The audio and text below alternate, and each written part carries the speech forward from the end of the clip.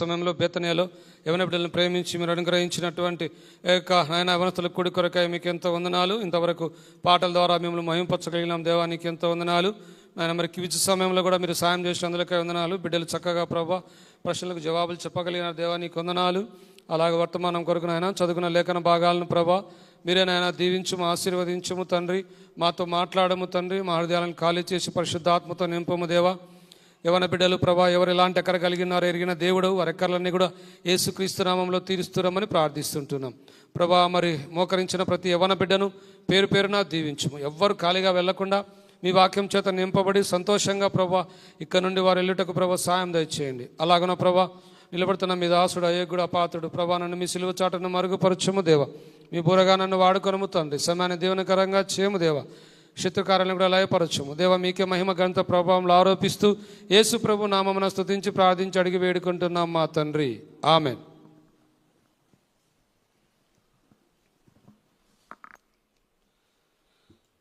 యవనస్తుల యెడల దేవుని సంకల్పము ఎంతో గొప్పది. యవనస్తులు దేవునికి ఎంతో అవసరం. అందుకే భారతదేశంలో కూడా ఒక నినాదం ఉంది కదా, తెలుసా ఎవరికైనా? యంగ్ ఇండియా కదా, యంగ్ ఇండియా.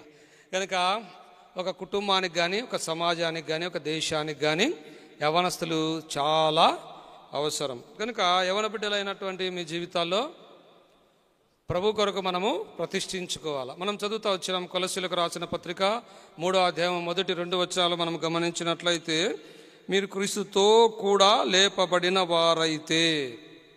ఎవరు లేపబడినారు క్రీస్తుతో?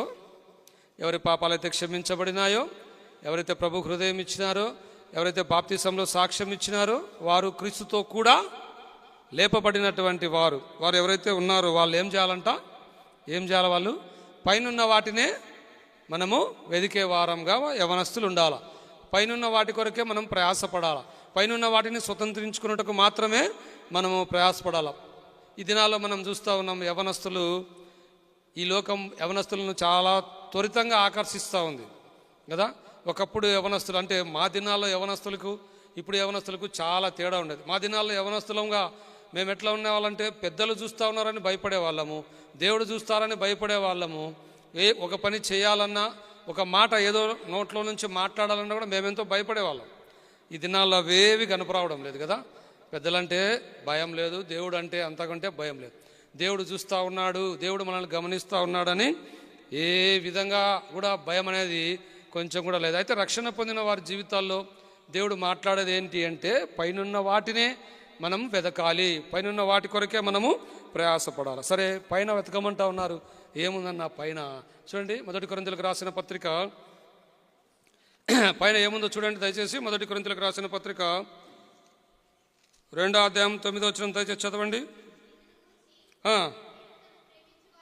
దేవుని తను ప్రేమించే వారి కొరకు ఏవి సిద్ధపరచునో అవి కంటికి కనబడలేదు, చెవికి వినబడలేదు, ఉదయమునకు గోచరము కాలేదు. అయితే దేవుడు ఆత్మ ద్వారా వీటిని మనకు బయలుపరిచేవాడుగా ఉన్నాడు. పైన ఏమున్నాయి? అవి కంటికి కనబడవు, చెవికి వినబడవు, హృదయమునకు గోచరము కానటువంటివి. పైన దేవుడు మన కొరకు వాటిని సిద్ధపరిచి ఉంటా ఉన్నాడు. వాటిని మనము స్వతంత్రించుకునే దాని కొరకు మనము ప్రయాసపడే వారంగా మనం ఉండాలి. అపోస్తులైన పౌలు అంటాడు, నేను 3వ ఆకాశానికి వెళ్ళి వచ్చాను అంటాడు కదా. ఎన్ని ఆకాశాలు ఉన్నాయి? ఎన్ని ఉన్నాయి? 3వ ఆకాశానికి పోయి వచ్చినాడంట. 1వ ఆకాశం, 2వ ఆకాశం, 3వ ఆకాశం. 1ది దాటుకొని 2ది దాటుకొని 3వ ఆకాశానికి పోయి వచ్చినాడంట. మొదటి ఆకాశం ఏంటి అంటే మనకు చుట్టూ కనబడుతున్నటువంటి ఈ యొక్క వాతావరణము, ఈ యొక్క ఆకాశము మొదటి ఆకాశం. 2వ ఆకాశం అంటే సూర్యుడు, చంద్రుడు, నక్షత్రాలు. 3వ ఆకాశం అంటే అది దేవుని యొక్క సింహాసనం. అపోస్తులైన పౌలు అంటాడు, నేను 3వ ఆకాశానికి వెళ్ళి వచ్చినాను అంటాడు కదా. సుదీర్ఘ ప్రయాణం. భూమండలము నుండి చంద్రమండలానికి ఎన్ని కిలోమీటర్లు చెప్తారా ఎవరైనా? 3,84,400 కిలోమీటర్లు. ఎక్కడి నుంచి? భూమి నుండి చంద్రమండలానికి 3,84,400 కిలోమీటర్లు. అంటే మొదటి ఆకాశానికి ఇంత డిస్టెన్స్ ఉంటే ఇంకా 2వ ఆకాశము, 3వ ఆకాశం ఎట్లా పోయి వచ్చినాడు? ఇది మనిషికి మనకు అర్థమవుతుందా? కాదు కదా. అందుకే దేవుని వాక్యం చెప్తోంది, మనుష్య హృదయమునకు గోచరము కానటువంటివి పైన మనందరి కొరకు దేవుడు సిద్ధపరిచినాడు. వీటిని మనము స్వతంత్రించుకోవాలి. కనుక భూమండలం, చంద్రమండలం, వాయుమండలం ఇవన్నీ దాటుకొని ఎట్లా పోగలిగినాడు కదా. మనకు అర్థమయ్యేదానికి నేను ఒక మాట చెప్తాను. పక్షులు మీరందరూ చూసినారు కదా. పక్షులకు ఏముంటాయి చెప్పండి? ఏముంటాయి? పక్షులకు ఏముండవా? రెక్కలు ఉంటాయి. ఇంకా చెప్పాలా? ఏముంటాయి? పక్షులకు రెక్కలుంటాయి, కాళ్ళు ఉంటాయి కదా. కాళ్ళతో పక్షి కొంచెం దూరం మాత్రమే ప్రయాణం చేయగలదు కదా, ఎక్కువ దూరం నడవలేదు పక్షి. అయితే అది రెక్కలు చాచి ఎగరడం స్టార్ట్ చేస్తే ఇంకా నదులు, సముద్రాలు ఎంత దూరమైనా దాటి అది ప్రయాణం చేస్తుంది. ఎందుకు? దానికి నడక కంటే గాలిలో ఎగరడము ఎంతో ఈజీ దానికి. కనుక క్రైస్తవ విశ్వాసులమైన మన జీవితాల్లో, ప్రభువుని అంగీకరించినటువంటి మన జీవితాల్లో మనం ఎల్లప్పుడూ కూడా పైనున్న వాటి కొరకే మనము ఎగిరపడే వారంగా ఉండాలి. పైనున్న వాటి కొరకే మనము ప్రయాసపడే వారంగా మనము ఉండాలని దేవుడు మనతో మాట్లాడుతూ ఉన్నాడు. సన్ఫ్లవర్ ఎంతమంది చూసినారు చెప్పండి? చేతండి. ఎంతమంది సన్ఫ్లవర్ చూసినారు? సన్ఫ్లవర్ ఎప్పుడు ఏం చూస్తూ ఉంటారు చెప్పండి? సూర్యుడు మార్నింగ్ ఈ వైపు ఉంటే ఈ వైపు ఉంటుంది, ఆఫ్టర్నూన్ పైకి వెళ్ళినప్పుడు పైకి ఉంటుంది, ఈవినింగ్ ఈ సైడ్కి వచ్చినప్పుడు ఈ సైడ్కి వస్తుంది. అంటే సన్ఫ్లవర్ ఎప్పుడు కూడా సన్ వైపే చూస్తూ ఉంటుంది. కనుక మనం ఏం వైపు చూడాలా? యేసుక్రీస్తు ప్రభుల వారి వైపే మనం చూడాలి. పైనున్న వాటి కొరకే మనం ప్రయాసపడాలి. కనుక యవ్వనస్తులు ఈ దినాల్లో బాగా చదువుకోవాలా, మంచి ర్యాంకు సంపాదించుకోవాలా, మంచి జాబు, తర్వాత మంచిగా చక్కగా మ్యారేజ్, వీటి గురించి ఆలోచన చేస్తారు. కానీ దేవుని గురించి ఆలోచన చేయడం లే. వాళ్ళని కదిలిస్తే వాళ్ళు ఏమంటారంటే, ఇప్పుడు ఎందుకున్నా, ఇప్పుడు చదువుకునే వయసు కదా బ్రదర్, ఇప్పుడు మేము చదువుకోవాలి, ఇప్పుడు మా టార్గెట్ అచీవ్ కావాలి, మా గోల్స్ మేము అచీవ్ కావాలి, ఇవే మాట్లాడతారు. కానీ ప్రభువుకు హృదయం ఇచ్చినటువంటి మనం ప్రభు పని చేయాలా, ప్రభు కొరకు ప్రయాసపడాలా, పైనున్న వాటిని మనం వెదకాలా, పైనున్న వాటిని మనం స్వతంత్రించుకోవాలి. కనుక ఒక పుస్తకంలో నేను చదివిన, we are born to fly with Jesus. మనం ఒక దినాన ప్రభుతో ఎగరబోతూ ఉన్నాం, ఒక దినాన ప్రభుతో మనం ఉండబోతూ ఉన్నాం. కనుక మనం ఎప్పుడు కూడా పైనున్న వాటినే వెదకాలి. దేవుని వాక్యంలో ఒక మాట రాయబడింది, వారు కనులెత్తి చూడగా వారికి యేసు తప్ప ఏమి కనపడలేదంట. మనం కనులెత్తే అన్నీ కనపడతాయి, ఒక యేసు ప్రభు తప్ప మనం కనులెత్తి చూసినప్పుడు ఈ లోకంలో అన్నీ మనకు కనబడతాయి. కనుక యవ్వన బిడ్డలైనటువంటి మీ జీవితాల్లో ఒక మంచి తీర్మానం మనము చేసుకోవాలి. ఇప్పుడు చదవండి యెషయా గ్రంథం 43వ అధ్యాయం 7వ వచనము ఒకసారి చదవండి దయచేసి. నా మహిమ నిమిత్తము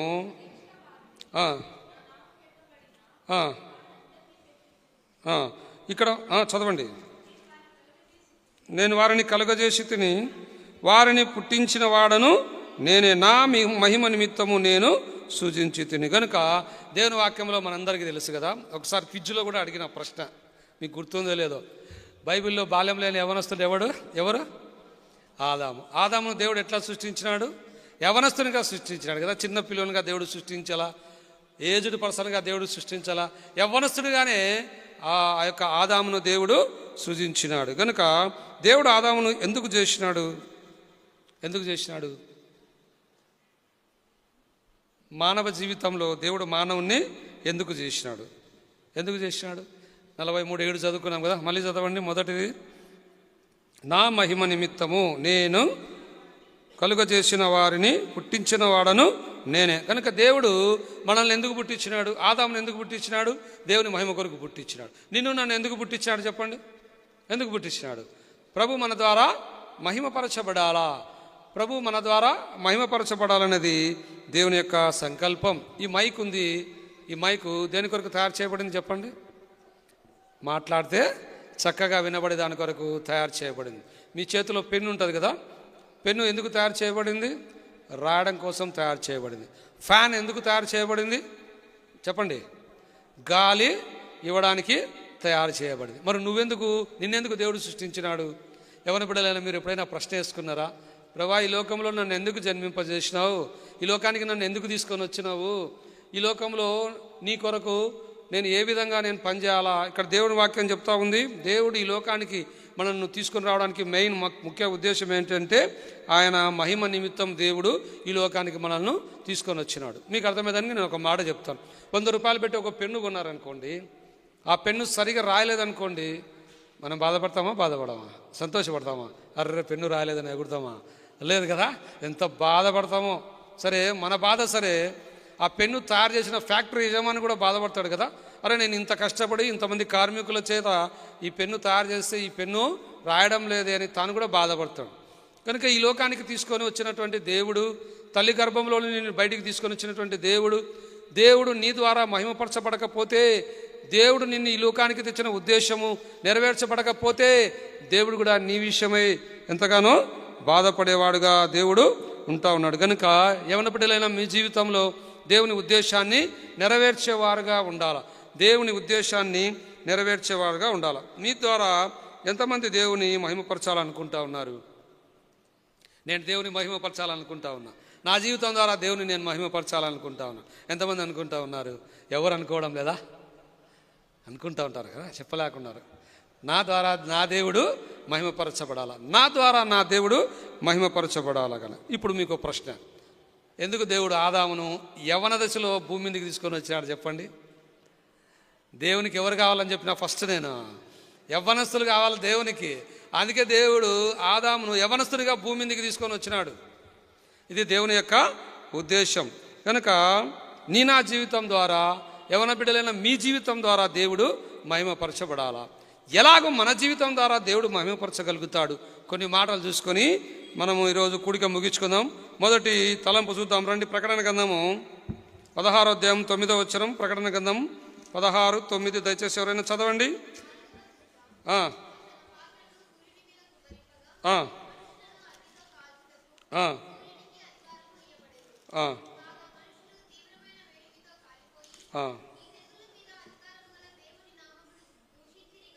ఇప్పుడు చూడండి 9 చదవండి.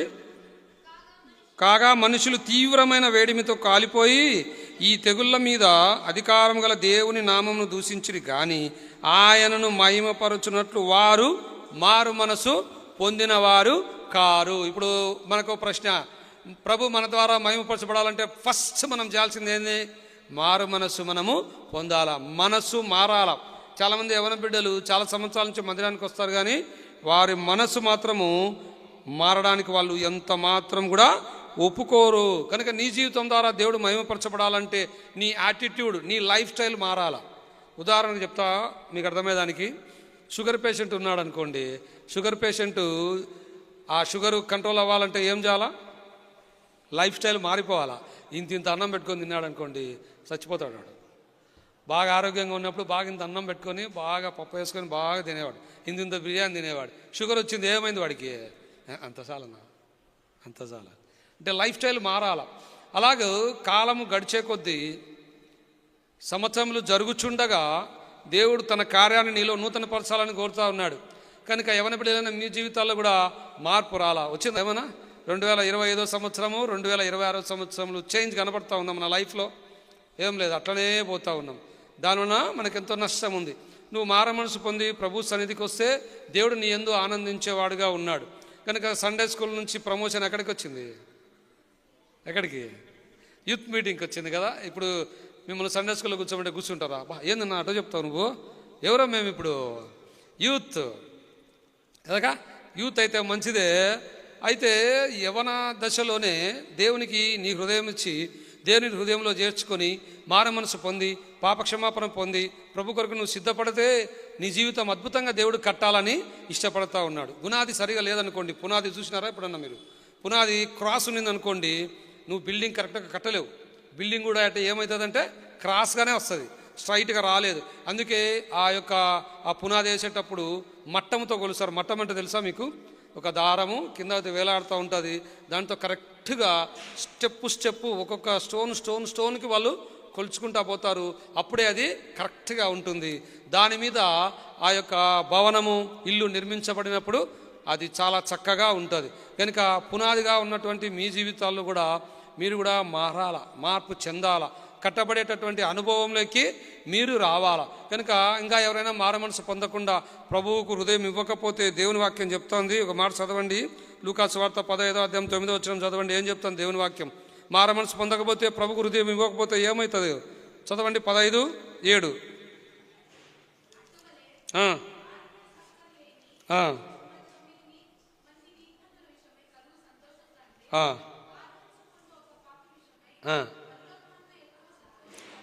ఒక్క పాపి కొరకు దేవుడు ఎంతో ఎదురు చూస్తూ ఉన్నాడంట. ఒక పాపి మారు మనసు పొందితే అది చాలా చాలా సంతోషం అంట. ఒక మాట చెప్తాం మీకు అర్థమయ్యేదానికి. ఒకసారి ఒక గ్రామంలో యేసుప్రభుని నమ్ముకున్న వ్యక్తి ఉన్నాడు. ప్రభు పరిచర్య చేస్తూ ఉన్నాడంట. చాలా పేదవాళ్ళు, తినడానికి కూడా తిండి లేనటువంటి స్థితి వారిది. అయితే ఆ యొక్క సహోదరుడు ఏం లేకపోయినా ప్రతిదినం సువార్త ప్రకటించేవాడంట, ప్రతిదినం ప్రభు పని చేసేవాడంట. అలాగూ తన పని చేసుకుంటూ ఉండేవాడు. ఒకరోజు అతనికి జబ్బు చేసి చనిపోయి పరలోకానికి పోయినాడంట. పరలోకానికి పోతే దూతలు ప్రైజ్ లార్డ్ మనోహర్ బ్రదర్ అంటా ఉన్నారంట. ఏమన్నారంట? Praise lord Manohar brother. అరే, నా పేరు మీకెట్లా తెలుసు? నా పేరు మనోహర్ అని మీకెట్లా తెలుసు? నాదేమన్నా మారుమూల ప్రాంతమే, నన్ను ఎవరు పట్టించుకునే వాళ్ళు కాదు ఊర్లో, నా గురించి ఎవరు ఆలోచన చేసేవారు కాదే ఊర్లో, నా పేరు మీకెట్లా తెలుసు అంటే అప్పుడు దేవుని దూతలు అంటా ఉన్నారంట, మనోహర్ బ్రదర్ మీ గురించి పరలోకంలో ప్రతిరోజు చర్చ జరుగుతూ ఉంది, దేవునితో మేమంతా మాట్లాడుకుంటా ఉన్నాము, మీ విషయమే ప్రతిరోజు పండగ జరుగుతూ ఉందంట. ఏంది నా విషయమే పరలోకంలో పండగ? దానికి ఇదే ఆధారం. ఒక పాపి రక్షణ పొందితే పరలోకంలో గొప్ప విందు. ఆ వ్యక్తి స్వార్థ ప్రకటించినాడు. ఒక పాపి రక్షణ పొందినప్పుడు అతని విషయం పరలోకంలో సంతోషం కదా. మన విషయమే కూడా ఆ విధంగా జరిగితే ఎంతో సంతోషం కదా. కనుక మారు మనసు పొందాలా, ప్రభు హృదయం ఇవ్వాలా, ప్రభు పని చేయాలా, ప్రభు కొరకు మనము ప్రయాసపడాలి. అందుకే ఒక పాట, తెలుగు పాట పాడుకున్నాం కదా, నా సర్వమైన ప్రభు అర్పించుకొందు నీకై. ఎట్లా? కాళ్ళు చేతులు అన్నీ కదా. ఇంగ్లీష్లో కూడా లాస్ట్లో పాట పాడుకున్నాం కదా, I have decided to follow Jesus. లోకమంతా ఒకటైనా సరే నేను మాత్రము ఎనిక్కిపోను, నా దేవునితోనే నేను ఉంటాను. ఇది యవన దశలో ఒక మంచి తీర్మానం చేసుకోవాలి ప్రభు కొరకు. ప్రభా, నేను నిన్ను వెంబడిస్తాను ప్రభా, నీతోనే ఉంటాను ప్రభా, నువ్వే నాకు కావాలి ప్రభా, ఈ లోకంలో ఏది నాకు అక్కర్లేదని ఒక మంచి తీర్మానం చేసుకుంటే దేవుడు మిమ్మల్ని యవన బిడ్డలైన మీ జీవితాల్లో అద్భుతమైనటువంటి విజయము ఇచ్చేవాడుగా ఉన్నాడు. సరే, మారు మనసు పొందకపోతే ఏమవుతుందని చెప్పాను కదా. చదవండి, లూకాసు వార్త 13:3 చదవండి.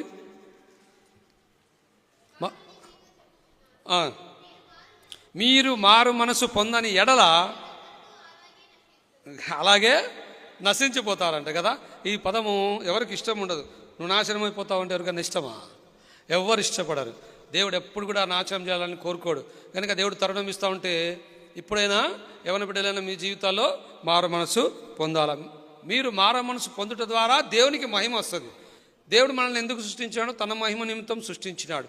తనకు మహిమ ఎట్లా వస్తుందంటే యవన బిడ్డలైన మీ జీవితాల్లో మారు మనసు పొందుట ద్వారా దేవునికి మహిమ. రెండో అంశం చూద్దాం రండి. ప్రకటన గ్రంథము 14వ అధ్యాయం 7వ వచనం చదవండి. ప్రకటన గ్రంథం 14:7 దయచేసి చదవండి. అతడు మీరు దేవునికి భయపడి ఆయనను మహిమపరచుడి. దేవునికి ఎట్లా మహిమ వస్తుందంట? ఎట్లా వస్తుంది? భయము ద్వారా. నీవు నేను భయము భక్తి కలిగి ఉండటం ద్వారా దేవునికి మహిమ వస్తుంది. అందరం మందిరానికి వస్తాము, అందరం భక్తి కలిగి ఉంటాము. అయితే భయము చాలామంది జీవితాల్లో చాలామందికి ఉండదు. మీకు అర్థమయ్యేదానికి ఒక మాట చెప్తాను. మీరు సూపర్ మార్కెట్ పోయినారా ఎప్పుడైనా? అందరూ పోయినారు కదా. అందరూ పొద్దుటూరులో చాలా ఉన్నాయి సూపర్ మార్కెట్లు, అందరూ పోయింటారు. సూపర్ మార్కెట్లో ఏముంటుంది? పైన సీసీ కెమెరా ఉంటుంది కదా. అక్కడ బోర్డు కూడా రాసి ఉంటారు. ఏం రాసి ఉంటారు? మీరు సీసీ కెమెరా పర్యవేక్షణలో ఉన్నారు అని రాసి ఉంటారు కదా. అది చదివినప్పుడు మనం ఏం చేస్తాము?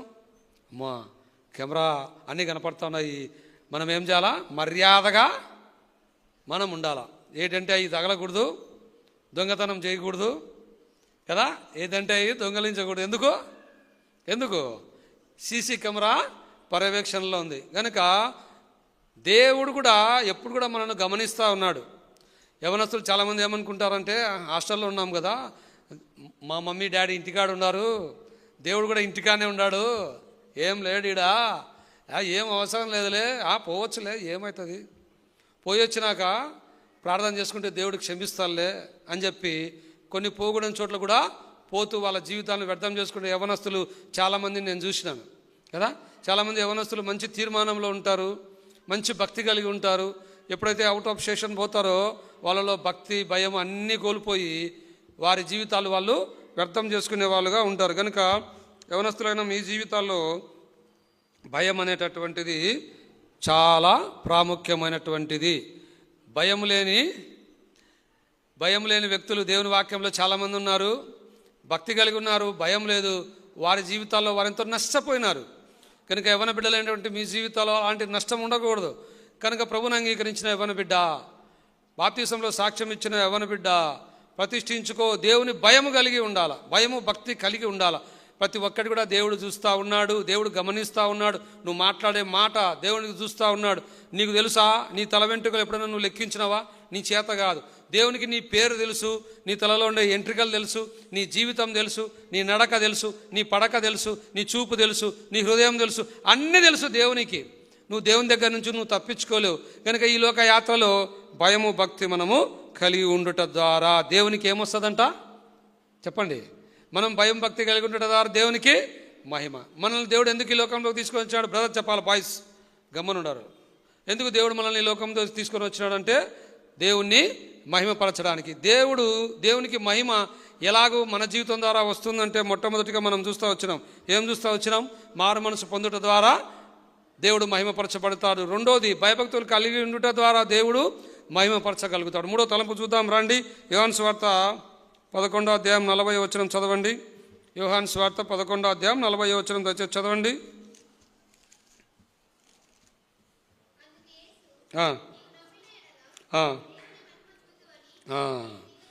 చాలు. నమ్ముట ద్వారా ఏమొస్తుంది చెప్పండి? నమ్ముట ద్వారా దేవునికి మహిమ వస్తుందంట. చాలామంది చెప్తూ ఉంటారు కదా, కొంచెం మబ్బు ఉందనుకోండి, ఉదయం సూర్యుడు రాకుండా కొంచెం మబ్బు ఉంటే ఏమంటారు? ఈరోజు వాన పడుతుందంట, ఈరోజు వర్షం పడుతుందని చెప్తారు. అంటే మబ్బు ఉంది కాబట్టి ఏమొస్తుందంట? వర్షం వస్తుంది. అంటే దీని అర్థం ఏంటంటే వర్షం వచ్చేది తర్వాత మనకు తెలియదు, కానీ ఆ మబ్బు ఉండటం బట్టి ఏం చెప్తా ఉన్నాము? వర్షం వస్తుందని నమ్మకం. కనుక యవ్వన బిడ్డలైన మీ జీవితాల్లో కూడా నమ్మకం కలిగి ఉండాలి. ఒక మాట చూద్దాం. మత్తయి సువార్త 15:8 దయచేసి చదవండి. మత్తయి సువార్త 15:28 మత్తయి అమ్మా నీ విశ్వాసము గొప్పది. కనుక విశ్వాస విషయంలో మనం ఎట్లా ఉండాలంట? గొప్పవారిగా ఉండాలా. ఒక అన్యురాల గురించి దేవుడు సాక్ష్యం ఇస్తూ ఉన్నాడు, అమ్మా నీ విశ్వాసము గొప్పది కదా. చాలామంది లాజరు విషయం మనం చూస్తే, లాజరు కుళ్ళిపోయినాడు కదా, చనిపోయినాడు, కుళ్ళిపోయినాడు, వాసన కొడతా ఉన్నాడు. అయితే యేసుప్రభు అక్కడికి వచ్చి అక్కడ నిలబడినప్పుడు వాళ్ళు ఏడుస్తూ ఉంటే శిష్యులు చెప్పింటారు కదా, మీరు ఏడుసొద్దండి, లాజర్ను యేసుప్రభు లేపుతాడంటే నమ్మినారా? వాళ్ళు ఎవ్వరు కూడా నమ్మి ఉండరు కదా. మనం కూడా యేసుప్రభు చేసినట్టు అద్భుతాలు మనకు తెలుసు. చిన్నప్పటి నుంచి సండే స్కూల్ నుంచి యూత్ మీటింగ్ నుంచి యేసుప్రభు యొక్క అద్భుతాలు మనం వింటున్నాం. కానీ చాలాసార్లు యవ్వన బిడ్డలు నమ్మడానికి ఇష్టపడరు. నా జీవితంలో జరుగుతుందా? నాకు ఎంసెట్లో ర్యాంక్ వస్తుందా? నాకు ఉద్యోగం వస్తుందా? నేను అనుకున్న గోల్, నేను అనుకున్న టార్గెట్ నేను అచీవ్ అవుతానా? అపనమ్మకము, అవిశ్వాసము కదా. ఒకసారి ఒక వ్యక్తి ఏమన్నాడంటే, దారిన పోతా ఉన్నాడంట. వినండి జాగ్రత్తగా. దారిన పోతా ఉంటే చిన్న తీగకు ఇంతలా వాటర్ మిలన్ కనపడిందంట. తీగ ఎంత ఉంటుందో తెలుసా? వాటర్ మిలన్ తీగ చూసారా ఎప్పుడన్నా మీరు? చాలా చిన్నగా ఉంటుంది వాటర్ మిలన్. అప్పుడు ఆ వ్యక్తి అన్నాడంట, అసలు దేవునికి బుద్ధి ఉందా? ఇంత చిన్న తీగ ఉంది, ఇంత పెద్ద వాటర్ మిలన్ ఉంది, ఏం సృష్టి అబ్బా దేవుడు అనుకున్నాడు. సరే ఇంకా కొంచెం దూరం పోయినాడు, బాగా అలసిపోయినాడు.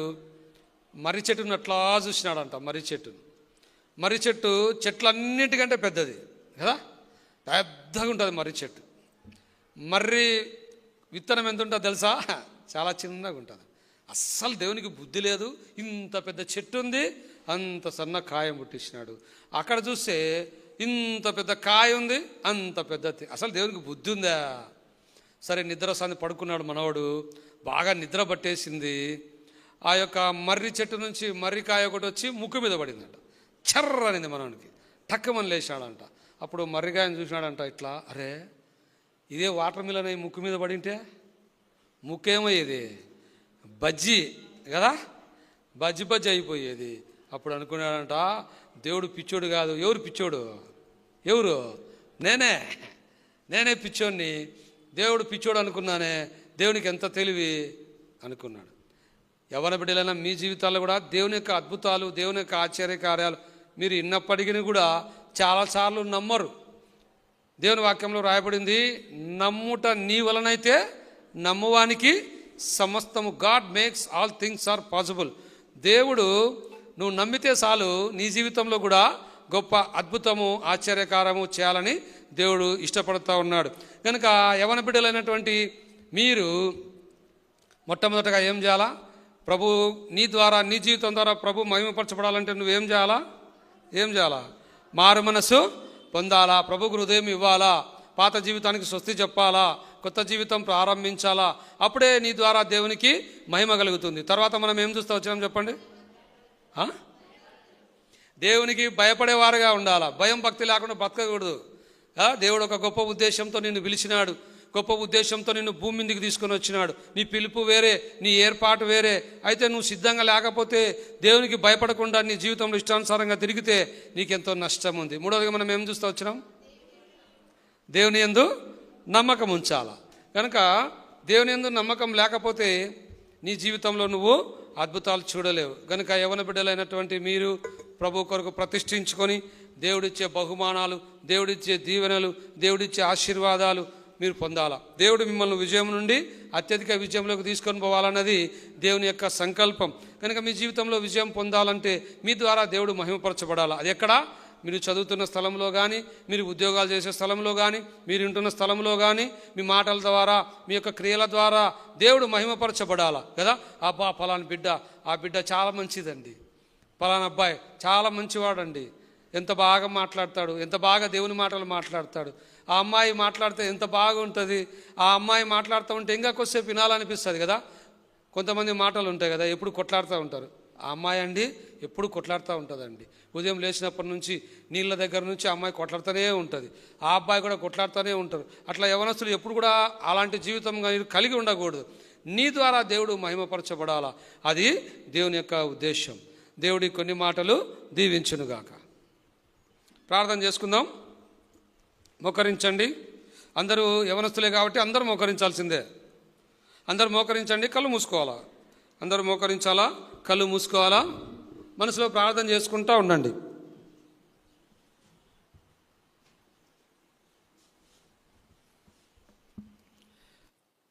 ప్రేంగల మా ప్రియపరలోకపు తండ్రి, ఘనమైన శ్రేష్టమైన మీ పాదాలకు వందనాలు చెల్లించుకుంటున్నాం ప్రభా. యాంకాల సమయంలో ఎవరి బిడ్డలు ప్రేమించి మీరు అనుగ్రహించిన వర్తమానం కొరకై మీకెంతో వందనాలు, స్తుతులు, స్తోత్రములు చెల్లించుకుంటున్నాం మా తండ్రి. ప్రభా, మానవుని మీ సంకల్పం ఎంతో గొప్పది ప్రభా. మరి ఆదామును యవనస్తునిగా భూమి మీదకి తీసుకొని వచ్చినారు, అది మీ ఉద్దేశం ప్రభా. ఎందుకంటే ప్రభా, మీకు యవనస్తులు కావాలి తండ్రి. మీ పని చేయడానికి, మీ కాడి మోయడానికి యవనస్తులు కావాలి ప్రభా. మరి బేతనీయుల్లో కూడా ప్రభా, మీ కాడి మోసే యవన బిడ్డలను ప్రభా మీరు సిద్ధపరచము తండ్రి. అంతేకాదు ప్రభా, ఈ లోకంలోకి మీరు తీసుకొని వచ్చినటువంటి ఉద్దేశాన్ని మీరు బయలుపరుస్తూ వచ్చినారు ప్రభా, మీకు వందనాలు.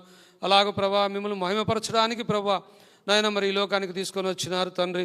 మరి యవన బిడ్డల జీవితం ద్వారా మీకు మహిమ రావాలి తండ్రి ప్రభా. మీ ఎందుకు నమ్మిక ఇచ్చేవారుగాను, మీకు భయపడేవారుగాను తండ్రి ప్రభా, మారు మనసు పొందేవారుగాను యవన బిడ్డలను ప్రభా మీరు సిద్ధపరుస్తూ రమ్మని మీ సన్నిధానంలో నాయన ప్రార్థన చేస్తున్నాం. వారి స్టడీస్లో తోడుగా ఉండి, వారి జీవిత యాత్రలో తోడుగా ఉండము, వారి సమస్యలు అన్నింటిలో కూడా తోడుగా ఉండము ప్రభా. మరి వారి జీవితాలను ప్రభా విజయవంతం చేయము తండ్రి. మరి ఎడ్యుకేషన్లో అయితేనేమి, ఉద్యోగంలో అయితేనేమి ప్రభా, విజయం నుండి అత్యధిక విజయంలోకి ప్రభా వారిని తీసుకొని రండి ప్రభా. అలాగ వారి జీవితాలను మీ కృపలో జ్ఞాపకం చేసుకొని కాపాడమండి తండ్రి. బేతనీలో మీ కాడి మోసే యవన బిడ్డలను ప్రభా మీరు సిద్ధపరచము తండ్రి. యవనస్తులు తప్పక తొట్టిల్లెదరన్నారు ప్రభా. మరి అయితే యవనస్తులు బలవంతుని చేతిలో బాణముల వంటి వారని మీరు మాట్లాడుతూ వచ్చిన దేవా నీకు వందనాలు. మరి ప్రభా, యవనస్తులు తొట్టిల్లకుండా మీరు కాపాడము తండ్రి. బలవంతుని చేతిలో బాణముల వంటి వారుగా వారు ఉండుటకు ప్రభా మీరు సాయం దయచేయండి ప్రభా. వాక్యాన్ని దీవించి ఆశీర్వదించము. వారి హృదయాల్లోనైనా మరి వారు భద్రపరుచుకొని శత్రువు ఎత్తుకొని పోకుండా కాపాడు. మీ బిడ్డలు ప్రభా ఇళ్ళకి బయలుదేరి వెళ్తున్నారు, మీ కృప తోడుగా ఉంచి మీరు కాపాడి మీరే మహిమ పొందండి. అలాగను ప్రభా, ఈ యొక్క నా తండ్రి సాయంకాల సమయంలో ఎవరి బిడ్డలను ప్రేమించి ఇచ్చిన స్నాక్స్ని బట్టి కూడా నీకు వందనాలు. దీవించము, ఆశీర్వదించము, శక్తిని బలాన్ని మీరు రాజ్యాపనికి వాడుకొని మీరే మహిమ పొందమని యేసు ప్రభు నామమున స్తుతించి ప్రార్థించి అడిగి వేడుకుంటున్నాం మా తండ్రి. ఆమెన్.